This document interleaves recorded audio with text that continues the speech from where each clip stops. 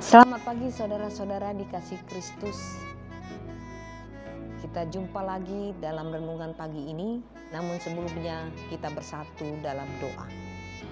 Damai sejahtera Allah yang melampaui segala akal, itulah yang kami hati dan pikiran saudara-saudara dalam Yesus Kristus Tuhan kita. Amin. Firman Tuhan pagi ini tertulis dalam Wahyu 3 ayat 20. Demikian bunyinya.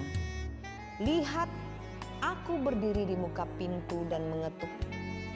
Jikalau ada orang yang mendengar suaraku dan membukakan pintu, aku akan masuk mendapatkannya, dan aku makan bersama-sama dengan dia, dan ia bersama-sama dengan aku.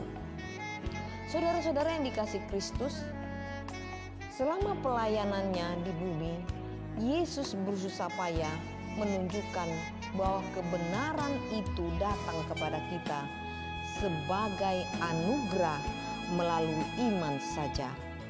Satu-satunya jalan ke dalam kerajaan surga adalah dengan mengenakan kebenaran Kristus oleh kasih karunia melalui iman, sebagaimana yang tertulis dalam Roma 3 ayat 24-25. Ketika Yesus berkata, "Lihat, aku berdiri di muka pintu dan mengetok." Ia sedang mengundang para anggota gereja Laodikia pada saat itu yang menyadari keadaan rohani mereka yang menyedihkan dan menerima anugerah keselamatannya yang sejati. Rasul Paulus dan jemaat Laodikia perlu menyadari ketergantungan absolut mereka pada Kristus. Malahan segala sesuatu kuanggap rugi karena pengenalan akan Kristus Yesus, Tuhanku, lebih mulia daripada semuanya. Itu yang disampaikan Paulus di dalam Filipi 3 ayat 8. Kepada mereka yang hendak membukakan pintu, Yesus menjanjikan persekutuan yang akrab, yang dia gambarkan sebagai keakraban makan bersama atau persekutuan yang indah. Dan ia menawarkan ini, barang siapa menang, ia akan duduk bersama-sama dengan aku di atas tatahku, sebagaimana aku pun telah menang dan duduk bersama-sama dengan Bapakku di atas tatahnya. Wahyu 3 ayat 21.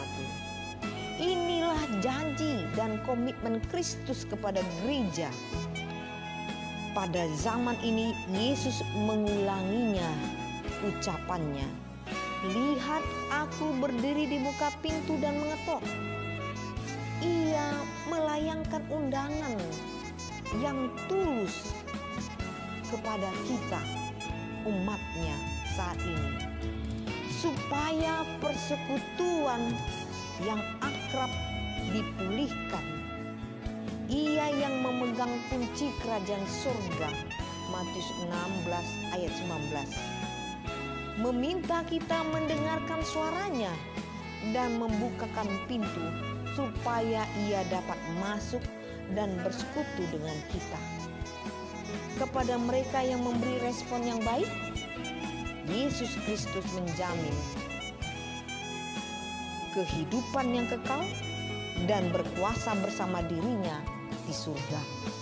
Oleh karena itu, saudara-saudara yang dikasih Kristus, marilah bukakanlah hatimu dan bukalah telingamu, dengarlah suara Tuhan, agar kita dapat memperoleh damai sejahtera.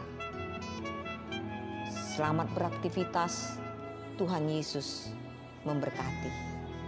Amin.